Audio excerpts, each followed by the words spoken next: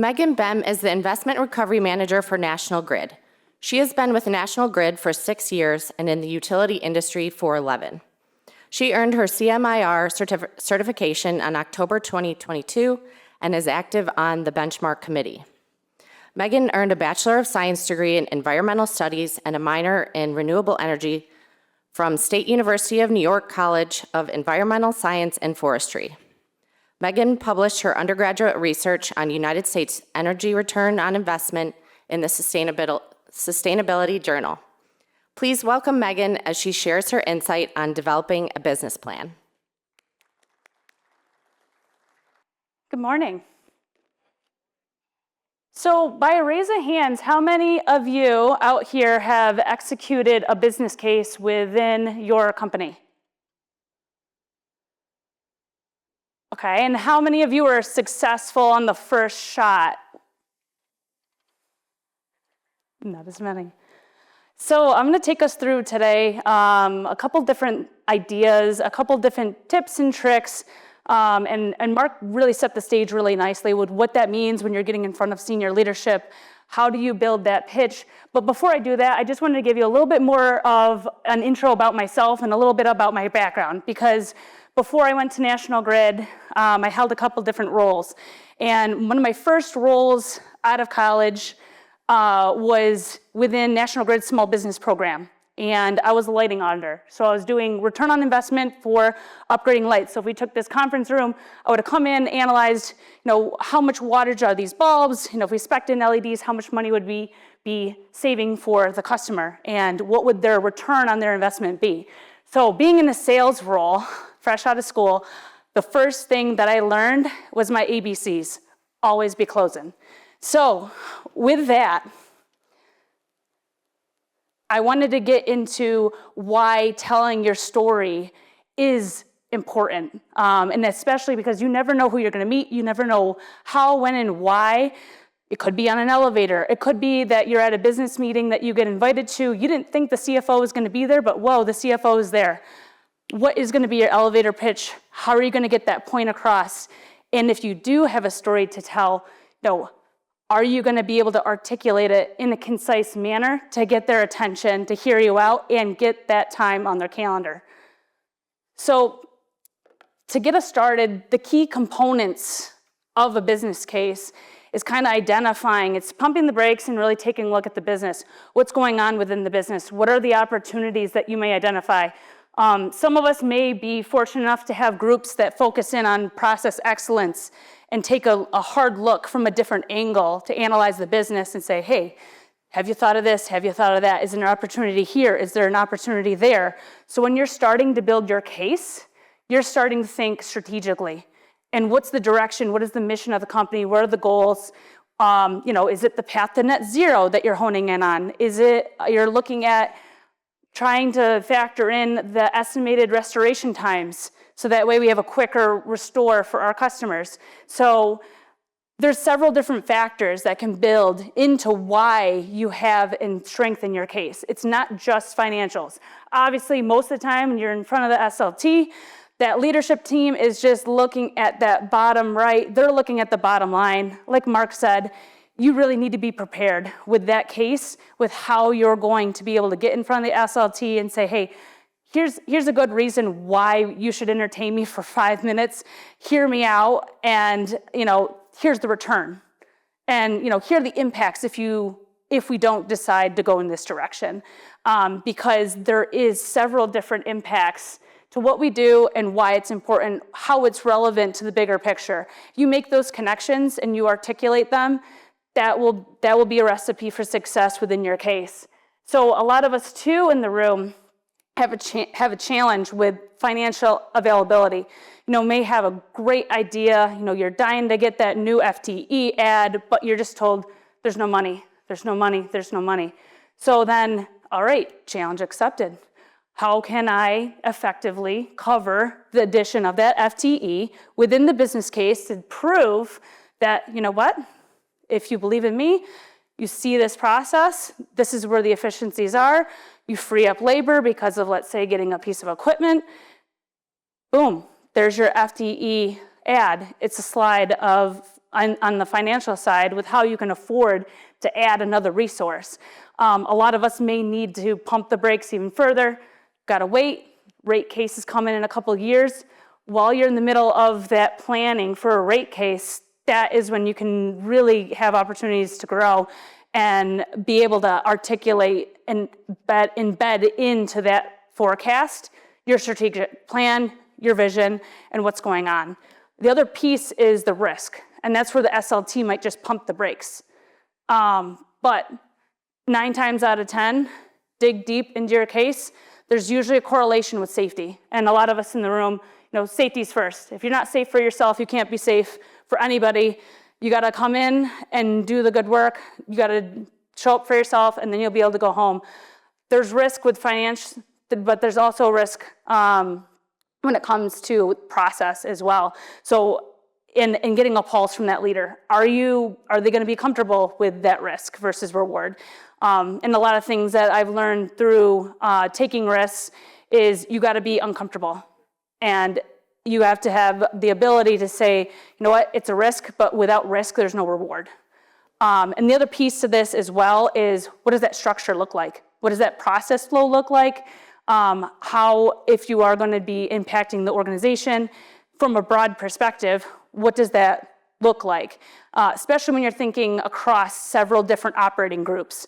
So for example, if you're rolling out a sustainability program and it touches every single aspect of the company, like a composting program. Everybody has to eat every day. If you have compost containers within your office spaces, what does that look like? How does that program roll out? So all these things are very key fundamental components of building your case. Because believe me, when you're building your case, the last thing that you want to try to avoid is getting called out on something you missed. So with that point, build a team. Identify somebody in a group of people that you can work with to support you as you're going on with your vision. So you're not gonna just go right out of the whole shot and go right and straight shoot to the SLT and say, hey, I got an idea. Nope, don't do that. Not a good idea. Take the time to really articulate your business case of what you wanna do. So that is where it could be that you're just walking around at an operating site, you could be walking around the warehouse, you could be walking around the plant floor, and you identify a business opportunity that you're like, you know what, that stuff's been sitting in the corner forever. I'm gonna get a case together and try to get a presentation to why we need to move these specific assets. Or, you know what, I learned about some new equipment that I think would be able to help us out, and it'll be able to create an efficiency and space in our warehouse if we're able to invest in that technology or invest into that equipment to refine a process. So after you are defining your current state, now you can manifest, where are you trying to take this to? And then in the middle of here we are, this is where we're going, is where you're gonna be able to build. Who do you need on your team? Who are gonna be your key stakeholders that'll be like, yeah, you know what, that is a pain point, drives me crazy, this sounds like a fantastic idea. Then you could ask them, are you willing to support?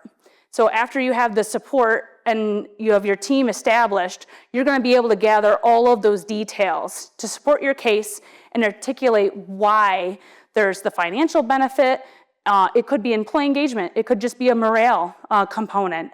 There's efficiencies that could be gained, and some of those efficiencies could tie to some financial savings.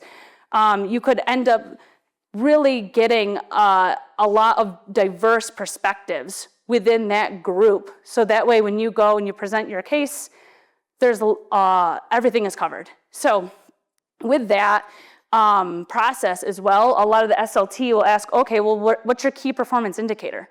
What are your KPIs? How is this gonna be measurable? Because we need to make things through our SMART objectives. We gotta make sure that things are specific and measurable and efficient and relevant and time bound. So, we're like, you know what, I noticed this, and we will be able to articulate a savings within X amount of months once we implement this equipment. Here's the initial cost, and then here's the delta with the labor savings. All of those details will compound in to build your case and to make sure that you have your deliverable ready for that executive team. So when you're getting up in front of that executive team and you're getting ready for that stakeholder buy-in, and you just get met with, the opposition right out of the gates, what you can do is, and this is why I was saying that this is the second part 2 of telling your story, right?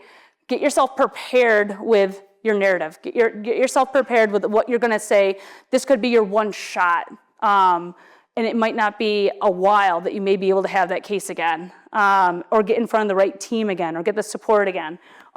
So be concise. Be concise. Use the data from your team to be fact-based, and make sure that you're articulating why this is relevant and how it ties to your company's goals and missions. So that way you'll be able to say that, this is our piece in contributing. Have a little bit of compassion into your story. So that way the leadership team understands that, you're very much so engaged, you're very much so want that seat at the table to understand and to contribute to the overall goals of the organization. So you're probably thinking like, okay, well, how do you even start that? Where do you even go? So it could be something just as simple as saying, every day we leave money on the table. And this case is going to articulate why we need to start picking it up. Use a little bit of a catchphrase. Try to get their attention so that way they'll at least be able to entertain what your idea is. Because they know ultimately that time is money. So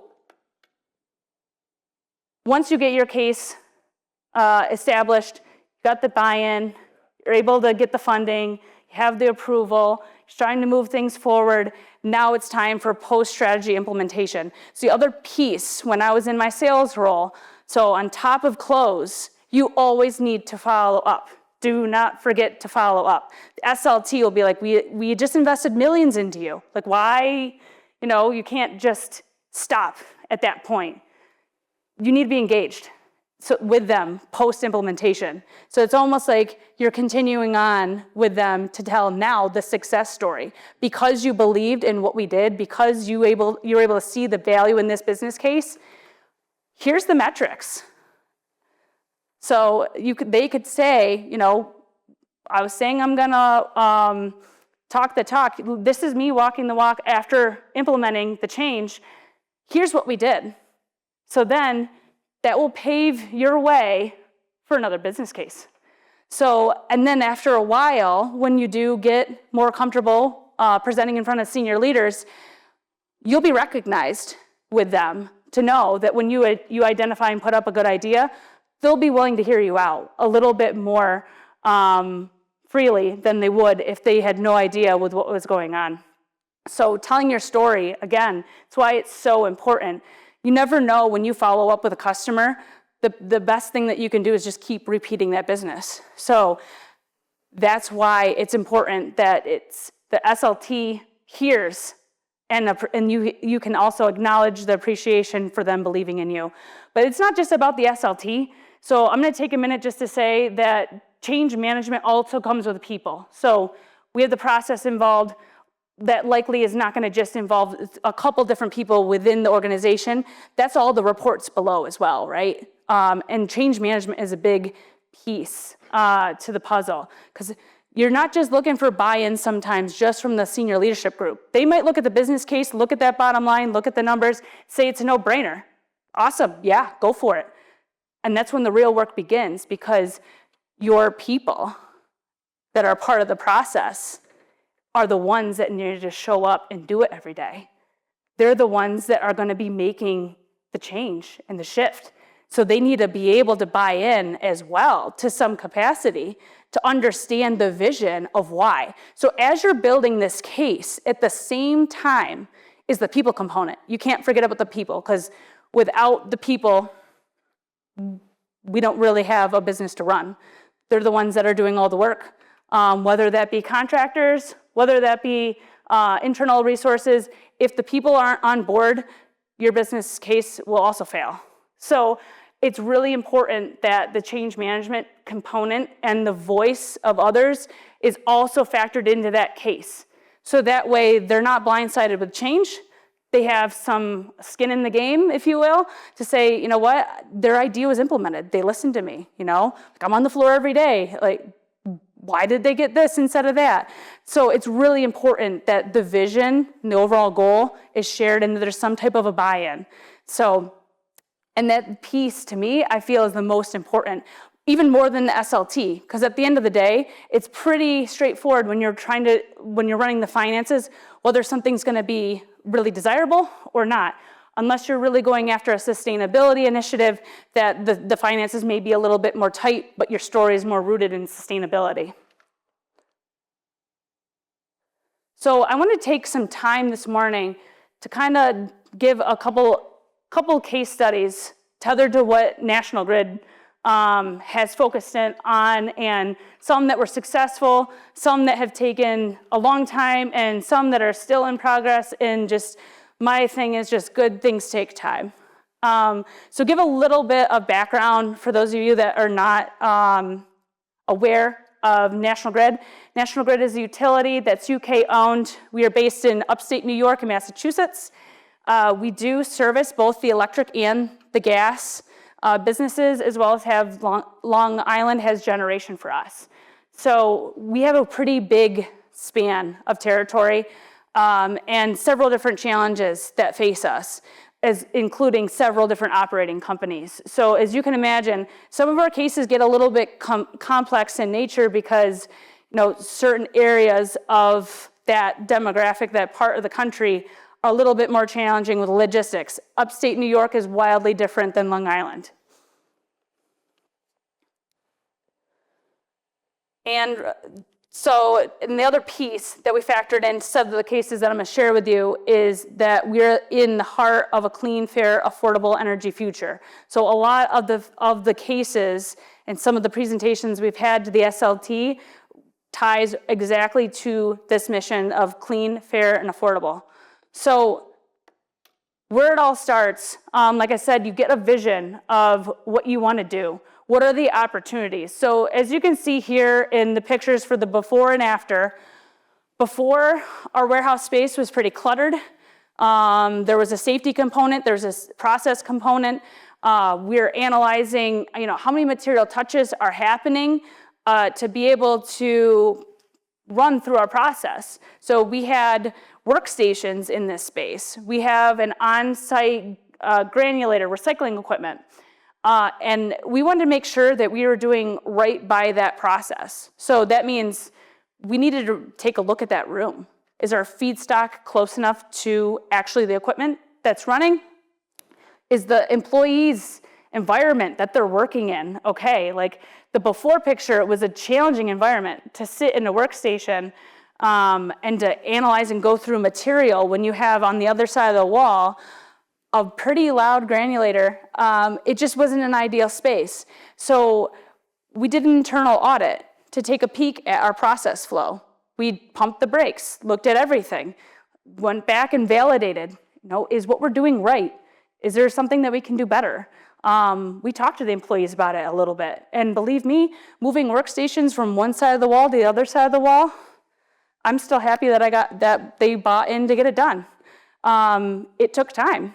And that's okay that it took time, but we got there. So, and it enabled us to continue to grow and to continue to expand. But as you can see in the after picture, that working environment shifted. And from a safety perspective, it cleaned up that space to the point where if we were having tours, if we were having any other materials that were coming flow, there wasn't anybody sitting in that space. So it made it a lot easier for us to operate our warehouse a lot more efficiently. And some of this came from this change and these ideas because we had new talent coming into the organization. So I know a lot of people may think, you know, you need to train, all the legacy and the knowledge share, that's very important. Succession planning is very important. However, what's really cool is when you have somebody new that comes to the group and they're like, have you ever thought of that? And like, I've walked by it like for 5 years, didn't ever see it that way, that's crazy. That's an awesome idea. And then you get to implement their idea and put it into play. So there's been a lot of different changes that have come just from different perspectives. So this is just one of the examples that continuous improvement is what drives the change and what can drive that business case. So digging into another example. So I kind of set the stage with that picture. You kind of saw the clutter in the warehouse. So you can imagine the rest of our space had opportunity as well. So in that time period, we were also identifying what other business opportunities are coming up, and then starting to really take a look at the resources. Do we even have enough resources to execute what the company is even doing? And how do we even do that? So with focusing on one piece of our space, that paved the way for a business case to say, you know what, we need more people. So it's time to get an FTE ad, and here's why. So after we were able to declutter, reorganize, and have clarity on what we had, we were able to prove within our data and our metrics why we needed to add FTEs to our roster. So because of that result, I was able to add 2 different employees into our organization. And that analysis was able to prove that adding those FTEs was going to be beneficial on several different financial fronts. Because now that we reorganized our space, it afforded us the ability to take on more work, which the union never thought that was going to be the end goal. But surprise, we were able to take in more and have the ability to really provide a tailored service to our top stakeholders internally. So a little bit of that piece to help build into that case, especially when you're looking at headcount, what is going on with your overtime? How much overtime are you spending and investing in just to get the job done? And then factoring in what's going on with the employees. Again, people, it's about everybody. Sometimes it's not about the money. Sometimes they don't want the overtime. Sometimes they want to take vacation. And then we'd have to do mandatory overtime because the business dictates what we need to do. So looking at those overtime costs was another avenue for us on the financial story front to articulate and support why we needed to add more people. So in this specific case, like I said, we were able to prove that we had a backlog. We presented the business charter up to leadership, articulated the problem and why. We were able to prove out the consistent trends with the challenges to meet the staffing needs, and then factored in the ambitions of what we knew what we were going to do as a company to grow.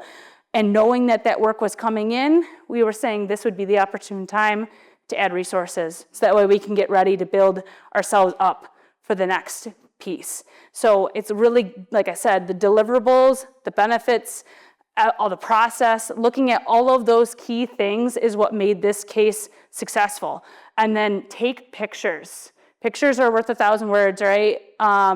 Articulating that with pictures was a very cool way to tell the story. So post-implementation. So another piece to adding FTE, we put out an employee engagement survey a couple times a year.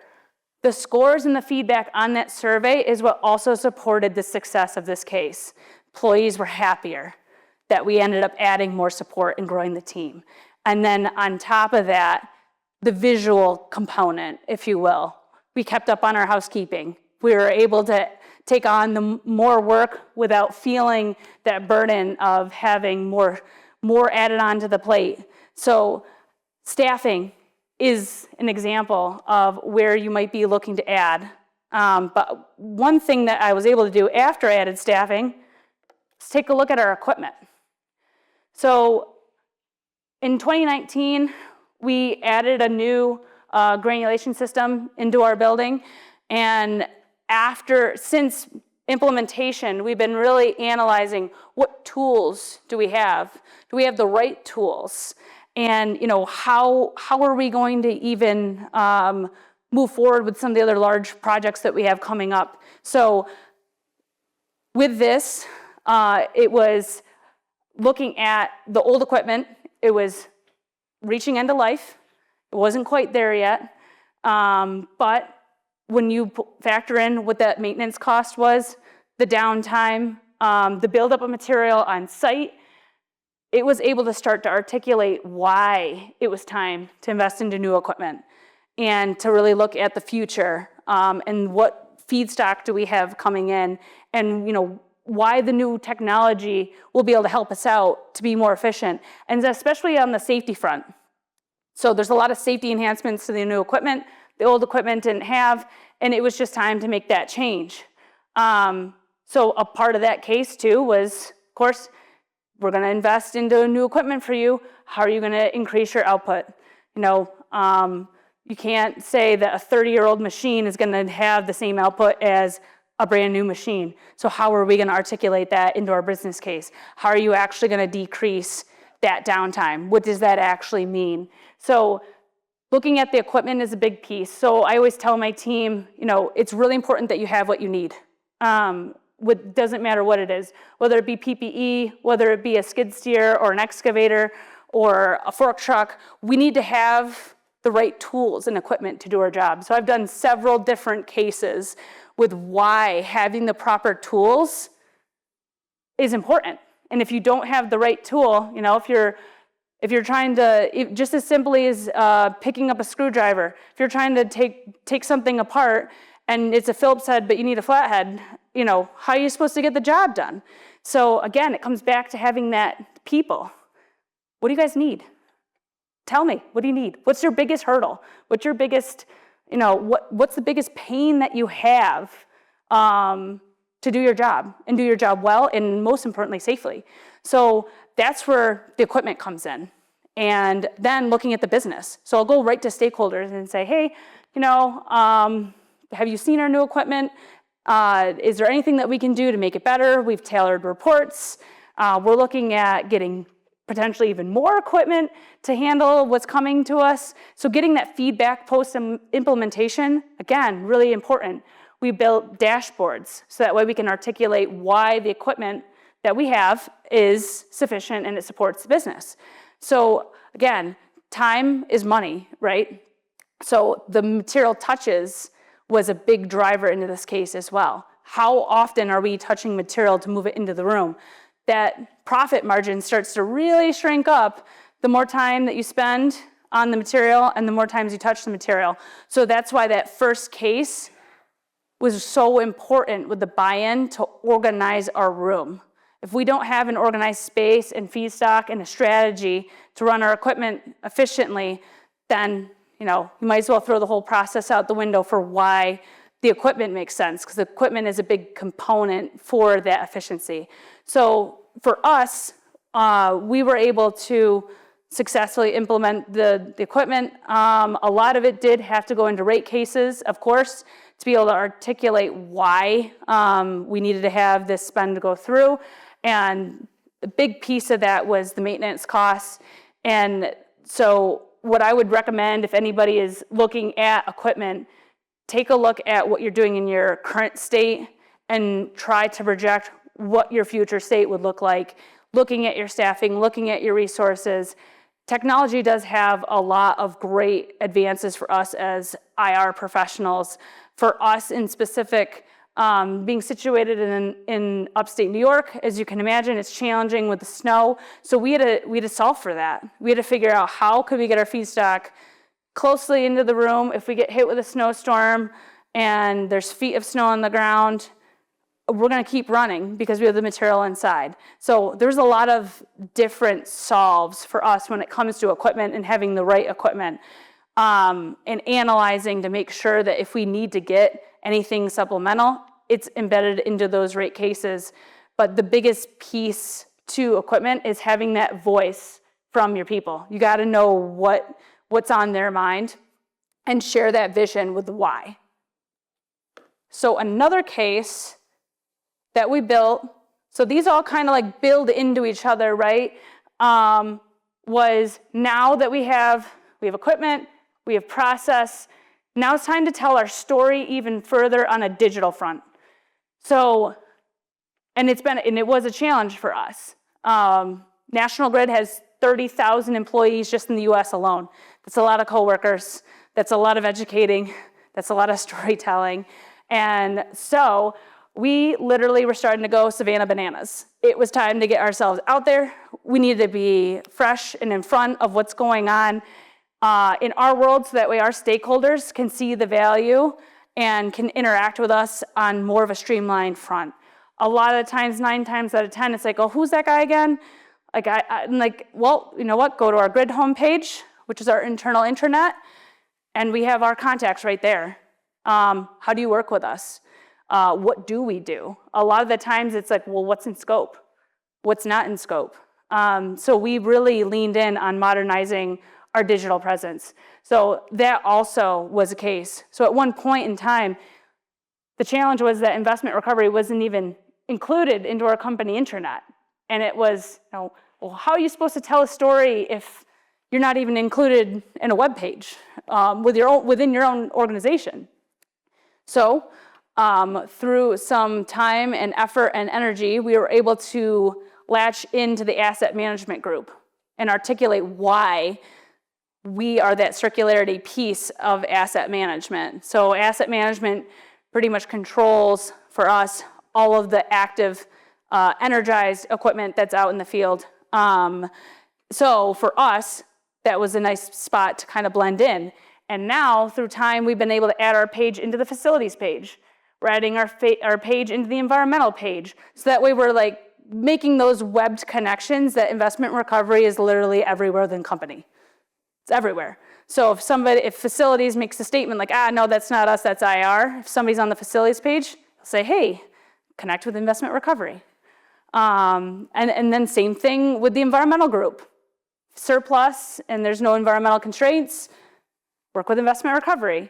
So that's been a big success for us. But with that digital presence, we also were working on our customer facing and internal and external. And what did that mean with sharing our inventory? So for us, we have a lot of material that we would desire to redeploy following the 7 Rs. And we didn't really have the best way of communicating that. It was a barrier for us for a while. And a spreadsheet's a spreadsheet, another email, so we're looking for solutions. And we wanted to be able to have a platform that could tie into SAP. So SAP is the software that we use for our inventory, and we needed an add-on that would work so that way we could share that catalog internally and externally. So our customers that may be looking for surplus could cruise our website and take a look at what we had, and then our internal customers could see what we had so that way we could articulate to them our redeployment and then what that avoided cost would be to them. So that was a big piece for us to get support from corporate IT. That also was an interesting journey with them, including that they threatened to take down our domain. So I had to go through the corporate cybersecurity to make sure that we had our website secure. A lot is going on in that space, and I know a lot of us in the room have that as a challenge. But for us in specific, having that buy-in from corporate IT really was that fast track to be able to get us to have the resources that we need, to be able to have that catalog visible to our customers. And now we have the content to go out and really hit the road. When we're out in the field, we'll just pull up our phone or our tablet, and we'll be able to articulate exactly how the software works, how they can work with us, why it's important for them as a business, because it all comes down to that bottom line. So the investment in the digital presence was our way of starting to market. So it's paving the way for us to then have tools when we go out into the field, tell that story, sharing our links, being able to upload videos. So it's that first step of getting out there. And we were able to actually improve our relationship with inventory management and warehousing. So because they were able to see what investment recovery had in our warehouse space, they were able to tell if we were able to trigger an order for something or if something went from a sell to a return without needing to come to us and ask for a spreadsheet. So that channel of communication and really tightening our supply chain and enforcing that circularity principles really was a big piece for us. So just to kind of recap here, and I want to make sure I left enough time for some questions. Again, know your ABCs. Always be closing. Getting in front of whoever it may be. It may not be SLT. It might be some of your workers down on the floor. Telling them what's your vision? Share your story. What are you trying to do with this business case? Why is it important? Why is it relevant? Committing to that continuous improvement. Lean in and do the things. I know it's tough. We all are busy. We have a lot going on. It kind of reminds me of, I think it was the breakup when it was like, I just want you to want to do the dishes. It's like, well, just do the dishes, It's like, everybody's like, well, I don't want to do that. Like, I don't want to do the things. No, lean in and just do the things, because on the other side of that could be something awesome, And that's where the continuous improvement comes in, the ideas, And as soon as you break through that barrier, it's like, no, I don't want to move my desk to the other side of the wall. Why should I move my desk to the other side of the wall? Well, guess what? It could open up a whole nother perspective and environment for you. And then guess what? They loved it. So it's like, lean in, just do the things, just do the dishes. So in capturing all those details, have a diverse group when you're working on a business case. That project sponsor should be your guiding light to keep you in the left, right, and in lane. So that way you're prepared. You're prepared for the next step. They'll give you the feedback. They'll guide you to get there. And you'll make sure that when you do have all that information, that you'll be spot on to hopefully have a successful first shot at it. But again, being realistic, it may take time. There's cases and things that I've been working on for years that just, timing is everything. Timing is of the essence, but capture it as much as you can. And don't give up. Don't give up on it. Don't give up on a good idea, especially if it's something that you believe in and if it's something that really shakes you to your core and it makes your clock tick every day. Keep trying. Keep trying and don't give up. So with that, I'm going to pause and ask if anybody has any questions. Hi, Megan. The granulator seems like a fairly large part of your operation. Can you tell us what you use that for? Sure. So the granulator supports our overhead line wire that comes out of service, as well as our transmission wire. So through reverse logistics, our overhead line wire will come back to us. Warehouse will go out and deliver new products. As they're delivering the new, they're picking up the old and bringing it right back to our main warehouse location where the recycling equipment is. Same thing with the transmission line projects. We'll support dropping containers, getting the wire back to our operation, and then putting it through our chop line. Hi, Megan. Andrea here. Great presentation. Thank you so much. Back to your digital strategy. If I understood correctly, you guys built your own website and it's connected with SAP. Is that right? We actually use an investment recovery software. Okay. Yeah. So you kind of bought from the market. Okay. Yep. I got you. Yep. We have a software solution that is integrated with SAP. So there's a lot of customizations for our particular solution. That's why the cyber piece was so challenging for us. But with that, it opened opportunities that we could leverage that IR software, internal customers and stakeholders, and on the external market as well. Okay. So, and when redeployment is not an option anymore, you kind of sell straight from the tool? Yes. Okay. Thank you so much. Appreciate it. Yep.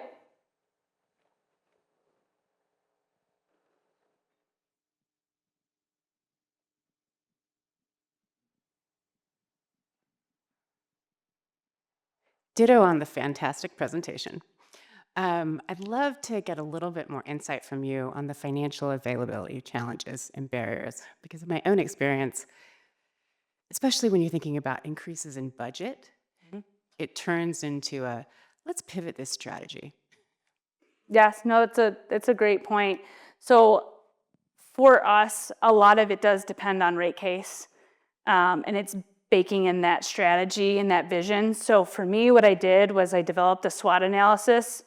What are our strengths, weaknesses, opportunities, and threats to the program, and as to why, if we don't move this forward, it will, end up being more of a roadblock. But on the finance front, that's where I really had to stop and really get all the details. And sometimes that takes a lot of time, and you need time to articulate the point. But a lot of it was dependent on the rate case and the funding. and shifting and sliding of resources. So let's say that I knew that we had X amount of time for overtime that was getting spent, and it's consistent. Then we had the feedback and the employee engagement surveys and solicited feedback that would come to us to strengthen that case. But then I knew that we were going to be getting in more business, or this other idea has been sitting on the back burner. I had to try to find a way financially to prove that out. So it would almost be, here's our savings, here's where the FTE add is, here's what we project is going to be coming in from this new initiative that we can take on and have under our group. So a lot of it comes down to the rates for the labor. And then some of it could also come into, like, for example, the equipment piece. We're spending a lot on maintenance. We're spending a lot on downtime. And then that delta of how much does it cost if we end up just getting new. So for example, we have a lot of containers that we use to dump into our primary shredder. They're reaching end of life. If we got a quote to repair them, to get them welded, the replacement cost, if new, is almost there compared to what it would cost to repair it. So some of the finances just make a little bit more sense depending on the case. And then some of it you need to really get into the people and the process and into some of like I would say more or less the soft benefits of the case and the finances, because sometimes it's like, well, the company's goal is to go net zero. If we want to actually achieve that, we may need to think about, waste and disposal versus cost for landfill avoidance. And that the more of the KPI or the slam dunk on the case is that you have that sustainability goal. Hi, I'm just going to echo what everyone else has said. Amazing presentation. Thank you very much. Can you give an example of what your story would be in the elevator? What you say to people? Sure. So I guess it just depends on the specific person, but usually when I walk up and it's somebody I've never met, I'd be like, hey, I'm Behm. I'm the manager of investment recovery. Like, coming out to visit you today, what's your biggest pain point? And then I stop and I listen for what their response is. And then usually I would reply back with, I got an idea that might help you out. And then if the elevator got to where they're gonna end up getting off, I would ask then, do you mind if I put 30 minutes on your calendar just to explain why? Hey, Meg, I appreciate the dialogue. So I'm with CenterPoint Energy, right? A big utility. I handle both electric and gas as well. So on the investor recovery side, 2 quick questions for you, right? We're dealing with a lot of materials, different states, right? Different commodities. When you rolled out, did you approach it in sections of the business, or did you do a rollout on both electric and gas at the same time? That's my first question. My second question is, when did you feel like it was an appropriate time to implement the IRA software to complement your rollout? So the first part of your question, so again, just to refresh everybody's memory, National Grid has upstate New York, downstate New York, so that's inclusive of Long Island and New York City and Massachusetts. So we have gas and electric in upstate, we have gas only in downstate, and we have gas and electric in Massachusetts. So we were really mindful of that each operating company has a little bit of difference in the business. So, and that could be, like I was saying, just logistics alone is a big piece of the case. How each operating company is stood up is a little bit, it's not standardized. So we had to factor that in. But there's some things that are just going to be consistent with the company's goal and mission. So let's just say, for example, a sustainability initiative. Shouldn't matter where in the service territory it's getting implemented.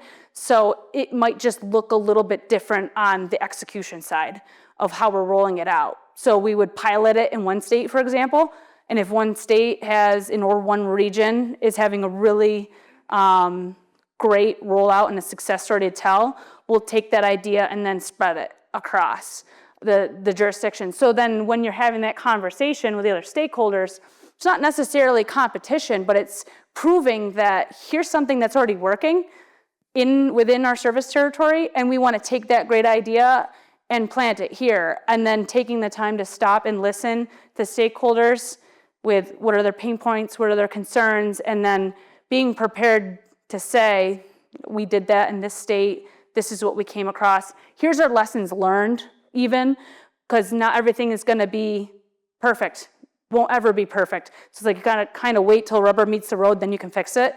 So for us, that's how we've approached it, is somewhat regional, but then also at the same time, big picture, like what's just the best for the company. And I think the other part of your question, what was the other part of your question, if you don't mind? Oh, when did we implement for the software? So for us, it was when we were actually getting a new intranet, and they're rolling out and saying, hey, we're gonna get a new intranet. All of you that had a page, like speak up and make sure that your content's spot on so that when they do the cutover, it was all gonna be seamless. And I was just pretty much jumping up and down and saying that we don't have a page, and now can we please get a page, and who can I work with to try to get a digital page? So that was just timing strategically to say, this is the opportune time to have a presence, while we as a company were actually developing on a larger program or a larger scale, a digital solution. So I just took that and ran with it.